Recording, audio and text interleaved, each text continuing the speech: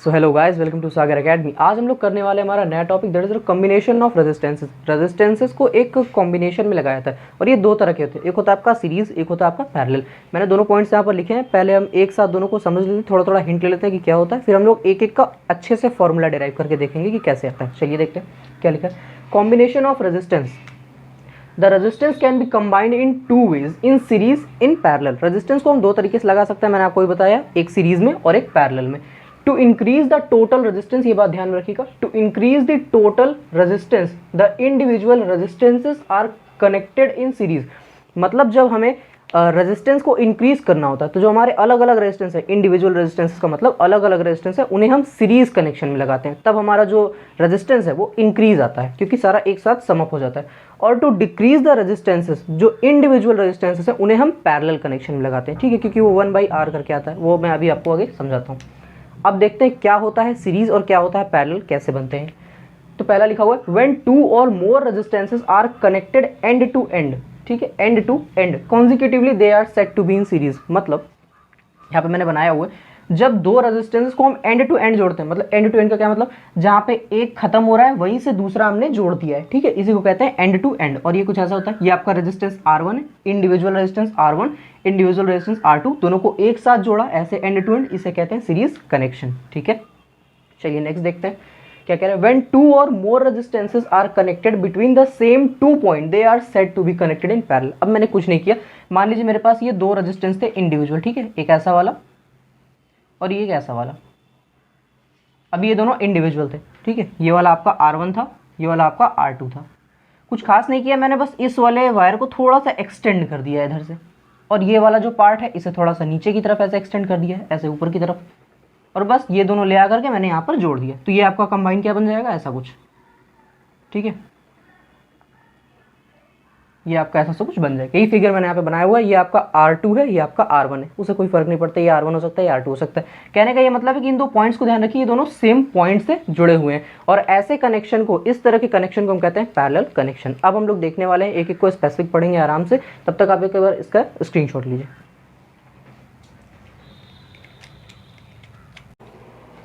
सो चलिए गाइस, अब हम लोग देखते हैं हमारा रेजिस्टेंसेस इन सीरीज, देख लेते हैं क्या होता है। According to the law of combination of resistances in series, आपको भी इसी तरह से डेफिनेशन को रिप्रेजेंट करना होगा, ठीक है। The combined resistances of any number of resistance connected in series is equal to the sum of the individual resistance. यहाँ से एक फॉर्मूला निकल के आता है रेजिस्टेंस का। अगर कई सारे रेजिस्टेंस सीरीज में कनेक्टेड हैं तो हम टोटल रेजिस्टेंस कैसे कैलकुलेट करेंगे, ये हमें बताता है। कैसे कैलकुलेट करेंगे, R is equal to R1 plus R2 plus R3, मतलब जो भी आपके पास रेजिस्टेंस है, 2 ओम के, 3 ओम के, 4 ओम के एक साथ लगे हुए, उन सबको एक साथ ऐड कर दीजिए और वो टोटल रेजिस्टेंस R के इक्वल होगा। R यहाँ पे हमारा टोटल रेजिस्टेंस है, R1 पहला रेजिस्टेंस जो आपने लगाया, दूसरा रेजिस्टेंस लगाया, तीसरा रेजिस्टेंस लगाया, इस तरह से और भी हो सकता है, नंबर ऑफ रेजिस्टेंसेस की बात यहाँ पे की गई। चलिए देखते हैं, कुछ खास बात होती है सीरीज कनेक्शन में, पढ़ लेते हैं क्या होता है। इन सीरीज कॉम्बिनेशन PD यानी पोटेंशियल डिफरेंस, ठीक है, across each resistance is different. इस बात को ध्यान में रखिएगा, सीरीज कॉम्बिनेशन में हर एक रेजिस्टेंस के अक्रॉस जो पोटेंशियल डिफरेंस होता है वो डिफरेंट होता है। Next point, but the total potential difference is equal to the voltage of the battery. पर जो टोटल पोटेंशियल डिफरेंस है, टोटल पोटेंशियल डिफरेंस कहने का मतलब हर एक रेजिस्टेंस के अक्रॉस जो पोटेंशियल डिफरेंस है, it will be equals to your voltage of the battery. कैसे, मान लीजिए मैं कह रहा हूं कि जो बैटरी का वोल्टेज है वो V है, ठीक है, voltage of the battery is V। अब आपने जो पोटेंशियल डिफरेंस लगा रखा है दो रेजिस्टेंसेस के अक्रॉस, R1 के अक्रॉस मान लीजिए V1 लगा रखा है और R2 के अक्रॉस V2 लगा रखा है, तो ये आपका हो जाएगा V1 प्लस V2, ठीक है, यहां तक आपको समझ में आ गया होगा। नेक्स्ट पॉइंट क्या है, in series combination same current flows through each resistance equal to the current flowing whole circuit. बिल्कुल ये ध्यान में रखिएगा, सीरीज कॉम्बिनेशन में पोटेंशियल डिफरेंस डिफरेंट होता है हर एक रेजिस्टेंस के अक्रॉस, पर जो करंट होता है वो सेम होता है, और वो वही करंट होता है जो पूरे सर्किट में फ्लो हो रहा होता है।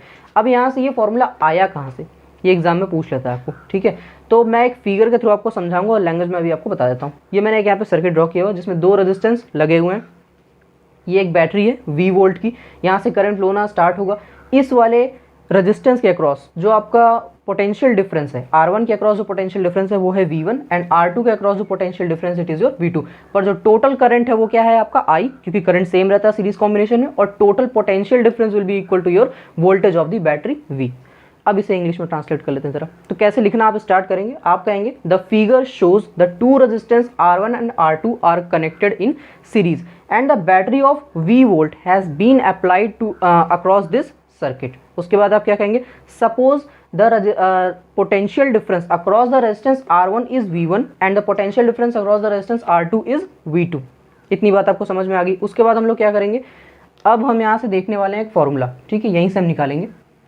आपको ये चीज़ पता होगी कि मैंने अभी आपको बताया था ना, एक लाइन और वहाँ पे जोड़ दीजिएगा। आप क्या लिखेंगे कि the total potential difference across each resistances will be equal to the voltage of the battery. ये लाइन आप लास्ट में ऐड कर दीजिएगा लिखने के बाद। तो अगर ऐसे देखा जाए तो यहाँ से क्या निकल के आ रहा है आपका, V is equals to, sorry मैं कह रहा हूँ कि यहाँ पे मेरे पास जो टोटल पोटेंशियल डिफरेंस अक्रॉस जो हमारा रेजिस्टेंसेस था वो इक्वल है आपका वोल्टेज ऑफ द बैटरी के। तो voltage of a battery V मैंने लेट किया है, V is equals to V1 plus V2।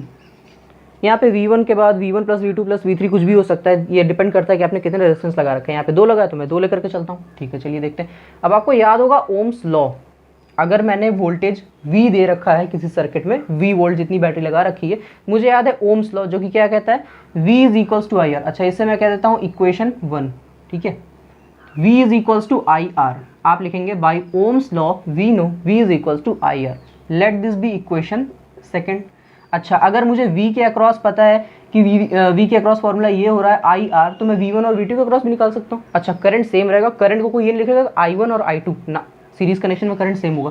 तो V1 यहाँ से आ जाएगा आपका I इंटू में R1 and V2 is equals to I into में R2। Let this be equation 3 and let this be equation 4। Okay, अब यहाँ तक तो बात सारी क्लियर हो गई। इसके बाद आप क्या लिखेंगे, putting the values of equation 2, 3rd and 4th in equation 1। अगर हम ऐसा करते हैं तो क्या होगा, सिंपल है, जहाँ जहाँ पे जो वैल्यू दे रखी है हम उसे पुट कर देंगे। तो V equal to I R, हम V की जगह आई आर पुट कर देते हैं। मैं ऐसे लिख देता हूँ I इंटू में R is equals to V1 के अक्रॉस क्या फॉर्मूला, I इंटू में R1, तो क्या हो जाएगा I इंटू में R1 प्लस का साइन है, देन I इंटू में R2 V2 के अक्रॉस, तो क्या हो जाएगा I इंटू में R2। अब मैं सिंपल से काम करता हूँ, यहाँ से मैं करंट को I को कॉमन ले लेता हूँ, तो I into R1 plus R2, ठीक है। इसका यही मतलब होता है I इंटू में R।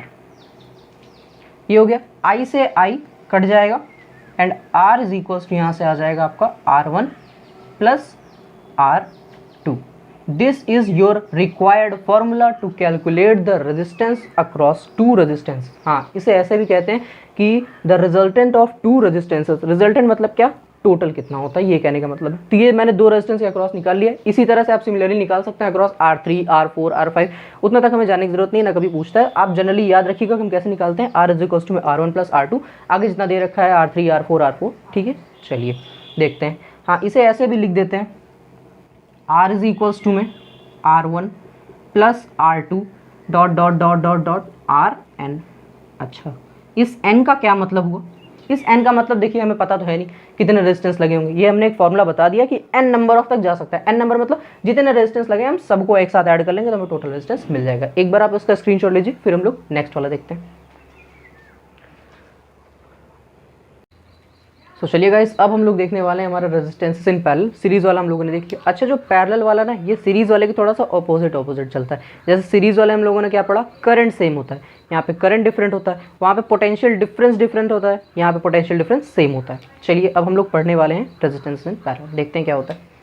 According to the law of combination of resistances in parallel, इतनी लाइन आपको हर जगह लिखनी होगी। अगर सीरीज वाला करें तो according to the law of combination of resistances in series, ठीक है। ये थोड़ा रिप्रेजेंटेशन करने का तरीका होता है। देखते हैं आगे। The reciprocal of the combination of resistances of a number of resistances connected in parallel is equal to the sum of the reciprocal of all the individual resistance. मतलब अगर आपके पास 3-4 रेजिस्टेंस दे रखे हैं, R1, R2, R3, R4 etcetera, ठीक है, तो आप जो नेट रेजिस्टेंस R निकालेंगे उसका पहले आप रेसिप्रोकल करेंगे, तो वो क्या हो जाएगा 1/R। और वो जो 1/R होगा वो इक्वल होगा reciprocal of the individual resistances, सबका सम कर दीजिएगा। जैसे यहाँ पर लिखा हुआ है 1/R, R को मैंने क्या कहा कि जो R है ये क्या है, नेट रेजिस्टेंस है, पहले इसका रेसिप्रोकल कर दिया। उसके बाद जो इंडिविजुअल रेजिस्टेंस लगे हुए थे पैरेलल कॉम्बिनेशन में, मैंने उन सबका रेसिप्रोकल करके सम कर दिया। तो ये होता है आपका फॉर्मूला। कहाँ से आया ये भी हम लोग देखते हैं। चलिए नेक्स्ट पॉइंट क्या लिखा है यहाँ पे, when a number of resistances are connected in parallel then their combined resistance is less than the smallest individual resistance. बिल्कुल लॉजिकल बात भी है। देखिए कैसे मतलब हुआ इसका। जैसे मान लीजिए आपको रेजिस्टेंस R1 दे रखा है, R2 दे रखा है एंड R3 ऐसे दे रखा है कुछ, ठीक है। अब जब ये इंडिविजुअल थे तो इनकी वैल्यू ज़्यादा रही होगी। मान लीजिए ये कुछ 5 ओम का था, पहला वाला कुछ 5 ओम का था और दूसरा वाला कुछ 2 ओम का था। अब मैं क्या करूंगा, इनका रेसिप्रोकल करूंगा, उसके बाद ऐड करूंगा। तो जब मैं रेसिप्रोकल करके, मतलब ये तो डिवीजन में चला जाएगा ना, उसके बाद ऐड करूंगा तो वैल्यू और छोटी हो जाएगी। तो पहले मतलब जितना ये स्मॉलेस्ट रेजिस्टेंस है उससे भी छोटी वैल्यू आएगी आपकी पैरेलल कॉम्बिनेशन में, ठीक है। तो इस बात को जरा ध्यान में रखिएगा। ये पॉइंट कह रहा था। नेक्स्ट क्या है, इन पैरेलल कॉम्बिनेशन पीडी यानी potential difference across each resistance is equal to the voltage of the battery. Parallel combination में पोटेंशियल डिफरेंस सेम होता है, और पोटेंशियल डिफरेंस सेम होता है तो वो इक्वल होता है आपका वोल्टेज ऑफ द बैटरी। मतलब net potential difference across each resistance is V, ठीक है। यही हम वी मान के चलते हैं, V volt. Different amount of current flows through individual resistance. अभी मैंने आपको बताया पोटेंशियल डिफरेंस तो सेम रहता है पैरेलल कॉम्बिनेशन में, पर जो करंट है वो हर रेजिस्टेंस के अक्रॉस डिफरेंट होता है। यहाँ पे फिगर बना है, अब इसे समझते हैं कैसे। तो रिप्रेजेंट कैसे करेंगे, पहले मैं आपको लैंग्वेज बता ही देता हूँ। The figure shows two resistances R1 and R2 are connected in parallel. The battery of V volt has been applied to the parallel combination. Okay.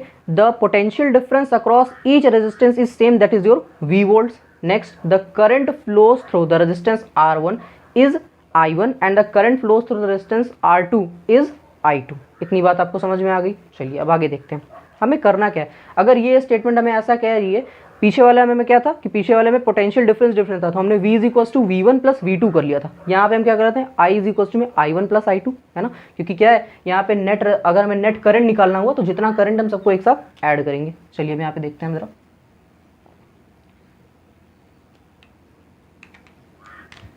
Net current को मैं कह रहा हूँ I, ओके। तो I is equal to R1 के across current कितना है I1 plus R2 के अक्रॉस करंट कितना आपका I2।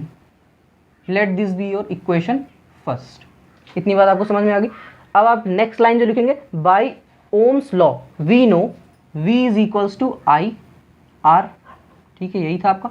और I is equals to V by R। Let this be your equation second.